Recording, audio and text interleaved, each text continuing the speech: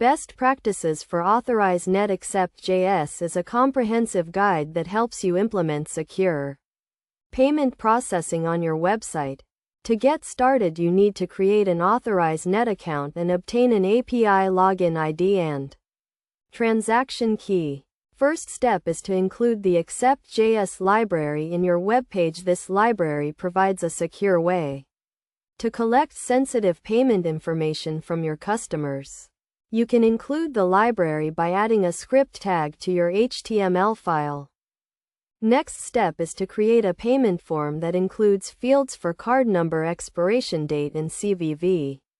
You should not store any sensitive payment information on your server. Instead, use the Accept.js library to collect and tokenize the payment information.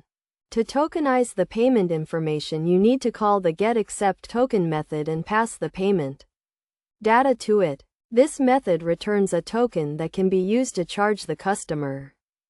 Best practice is to handle errors and exceptions properly. You should implement error handling to handle any errors that may occur during the payment processing.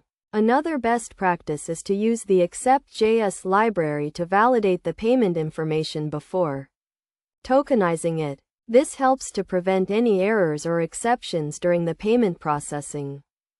To charge the customer, you need to call the createTransaction method and pass the token and the payment amount to it. This method returns a transaction response that includes the transaction status and the transaction ID. Finally, best practice is to test your implementation thoroughly to ensure that it is working correctly. You should test your implementation with different payment scenarios and edge cases to ensure that it is secure and reliable.